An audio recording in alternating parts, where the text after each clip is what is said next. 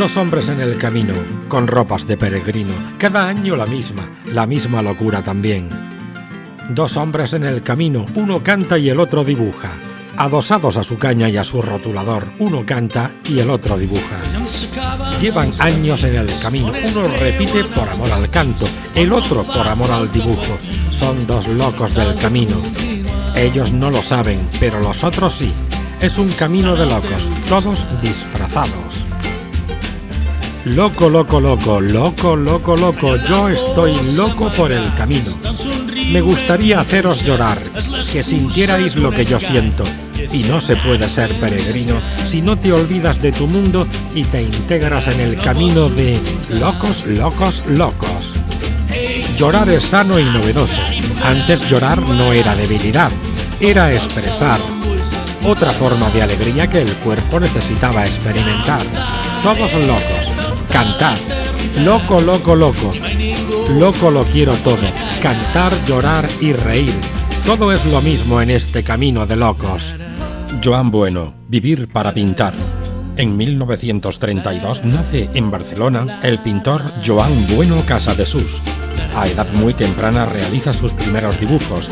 Estudia en la Escola del Trebol, donde en 1942 obtiene el título de delineante proyectista. Con 18 años es admitido en el Foment dels Arts Decoratius de Barcelona, FAD. Ha recorrido diferentes ciudades pintando y realizando pequeñas exposiciones, como León, Burgos, Soria, Valencia, y ha recorrido Galicia. Se instaló en Londres, donde recibe clases de dibujo gráfico y publicidad en la prestigiosa escuela St. Martin's School of Art.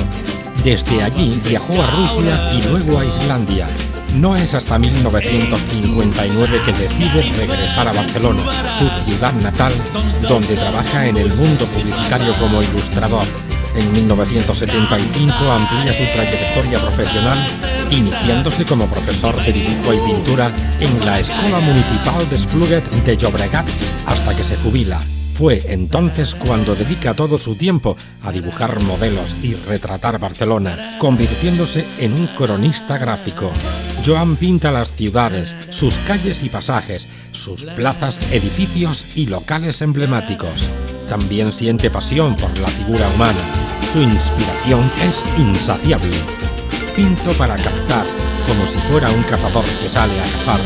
Veo un rincón y disparo mi vista. Es como una batalla de dominación del objeto.